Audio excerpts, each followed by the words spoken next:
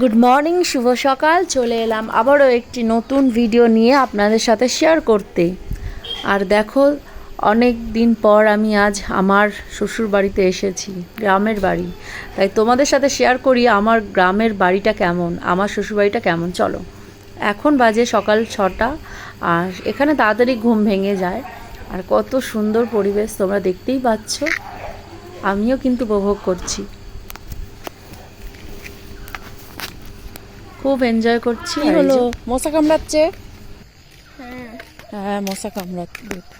চলো, আমি তোমাদের সাথে আমার ঠাকমার পরিচয় করিয়ে দিই। আর এটা হচ্ছে আমাদের শ্বশুরবাড়িতেই মাটির বাড়ি। ওরে বাবারে, পড়ে গেলাম। দড়িগুলো লোল হয়ে গেছে তো, হ্যাঁ। আবার ওই টেনে বাঁধতে শক্ত করে। ও ঠাকমা, কি করছো? ওই যে এখনো চ্যাটা বুনছো? আমি চাটা বনি তো এখনো চ্যাটা বোনার? হাই যে দোকানে চাটা আমি মুড়ি মাখা খাই। হলো, এখানে আসলেই দেখা সম্ভব, শহরে তো আর দেখাই যায় না। হ্যাঁ, পাওয়া যায় না, আমাদের দেশে চারে ফেলে। তখন আমার সাউরি বুনতো আর কি, এই পাতা করে দিত, তারপর জতুল দাও নাগা এই বুন। এই ঠাকমাটা হচ্ছে আমার দিদি শাশুড়ি, মানে হচ্ছে আমার শাশুড়ির শাশুড়ি। কত বছর হবে ঠাম্মা? 100 বছর হয়নি? তোমার কতদিন ধরে 100 বছর হয়নি? বলছে নাকি, তুমি চুপ করো। তোমার ছেলেদের বয়স 80 হয়ে গেছে, আর 100 বছর হয়নি। বলি 100 বছর কি হয়েছে হয়ে গেছে তোমার 100 বছর। আমি বলতে পারবো। তো এই যে ঠাকমার হাতে চ্যাটা। ঠাকমা কিন্তু অনেক কাজ করে।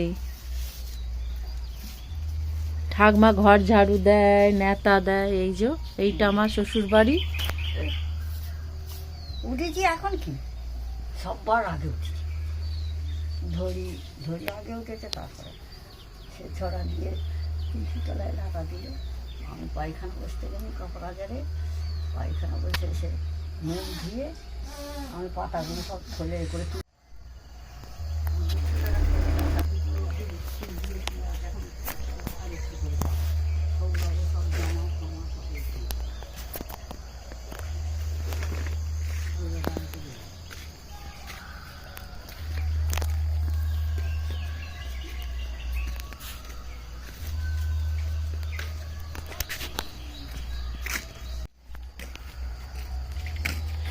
আর এটা হচ্ছে আমার বাবা।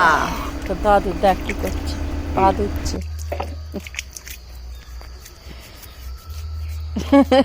ভিডিও করছি,